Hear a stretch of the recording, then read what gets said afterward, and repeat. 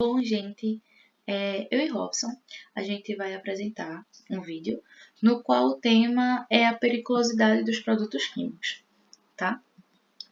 É importante lembrar que existe uma enorme variedade de produtos químicos que se dividem entre comuns e não comuns no ambiente do laboratório. E aí pode ser laboratório de ensino, laboratório de pesquisa, enfim. E que a nossa exposição, né, com essas substâncias podem causar mal para a nossa saúde. E aí entram os exemplos: asbesto, metais finamente divididos, alcatrão, carvão coque, cromo, cádmio, chumbo, mercúrio, vanádio, tálio, ósmio. Detalhe que esses não são tão comuns em laboratório, tá? E os produtos químicos, eles são classificados de várias formas, tá? Ácidos, bases alcalinas, sais, metais, não metais, semimetais. E assim a gente consegue perceber o quão grande, né, o quão vasto são as variedades existentes nesse âmbito. Ainda mais se tratando de periculosidade, que aí a gente precisa ter sempre um cuidado a mais, porque, querendo ou não, no laboratório nós estamos sempre sendo expostos, né, a certas substâncias. Bom, pessoal, tudo bem? Eu sou o Robson. Vou falar aqui sobre as substâncias e os efeitos, né, os efeitos que essas substâncias podem causar. Antes de mais nada, é válido salientar que, antes de fazer o manuseio de qualquer substância química, é importante que seja feita a leitura da literatura sobre esses componentes, né, avaliando os efeitos, né, os riscos que essas substâncias podem trazer e de que forma podem ser manuseadas essas substâncias.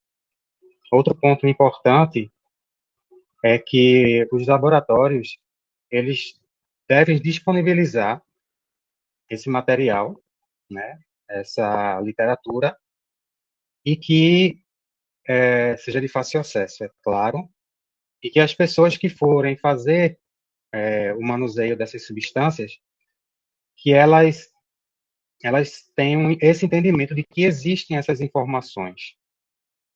É uma questão preventiva, prevenir para que se ocorrer algum acidente, se venha a ocorrer algum acidente, que seja de um grau muito baixo, né? E é isso.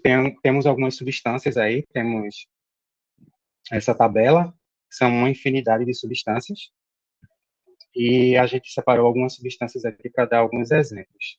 Por exemplo, o óxido de enxofre, né, que é 1,6 ppm, começa a ter uma dificuldade respiratória, pode causar irritação ocular a partir de 10 ppm e algumas doenças respiratórias. O hidróxido de bário, que pode causar tremores e convulsões, morte por insuficiência cardíaca ou até respiratória. O arsênio, que pode causar tremores, alucinações e delírio, além da perda de pelos e hipotensão, seria a queda da pressão arterial. O ácido nítrico, que causa a destruição completa da pele ou da mucosa, e vômito amarelado. O chumbo, que pode gerar degeneração tubular renal, colapso, paralisias, cefaleia, ataxia e hipertensão. A ataxia, nesse caso aí, seria a falta de controle da coordenação motora, e a hipertensão seria a alta da pressão cardíaca.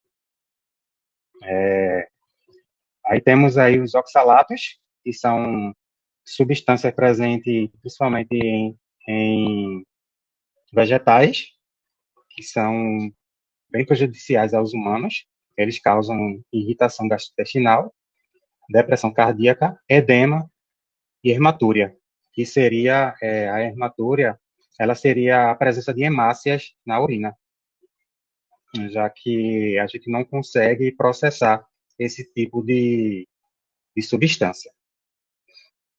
Então, como vocês podem ver aí, nessa tabela existe uma diferença entre esses efeitos. Cada substância ela tem um efeito em específico, né? Então, pela quantidade de substâncias existentes, existem efeitos adversos. Indo para o próximo slide, Vamos falar dos pictogramas, que são alguns símbolos, né? E antes de falar sobre, propriamente dito, de forma geral, sobre esses símbolos eles foram criados justamente porque os rótulos dos produtos químicos eles são muito pequenos.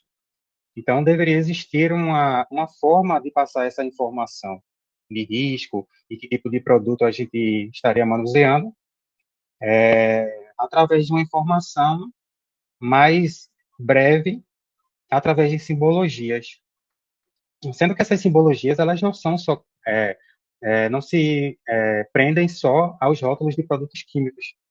Elas também podem ser utilizadas em transporte de algumas substâncias químicas, podem ser colocadas em laboratório, podem ser colocadas no ambiente de trabalho, simplesmente para passar essa informação, não deixando de lado as informações literárias dos componentes, porque isso aqui é algo bem resumido.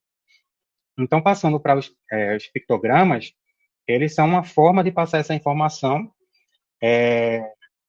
além também das frases de riscos e das frases de segurança.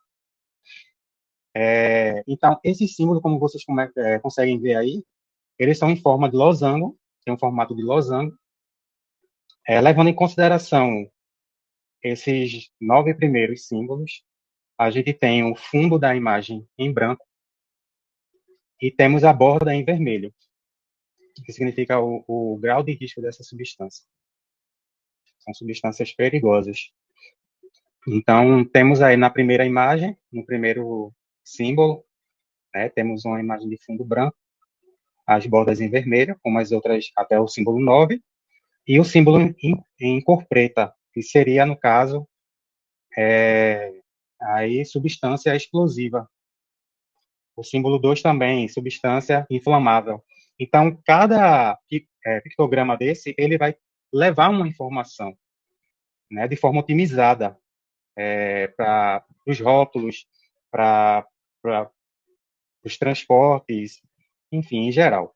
Os níveis são representados por um diagrama, né, o diagrama de Rommel, que tem a forma de um losango e apresenta diferentes tipos de riscos numa escala que varia de 0 a 4. Então, no azul, né, de nível 3, a gente tem a toxicidade. No laranjinha, nível 3 também a gente tem inflamabilidade, ou seja, é um nível muito alto em que o risco também, obviamente, é altíssimo. Tem a reatividade de nível 2 e os riscos específicos, que é o branquinho. Só que aí vocês podem reparar que os riscos específicos, que tem um W cortadinho no meio, indica que as substâncias, algumas substâncias, reagem de forma super agressiva quando entram em contato com a água. E é isso, obrigada.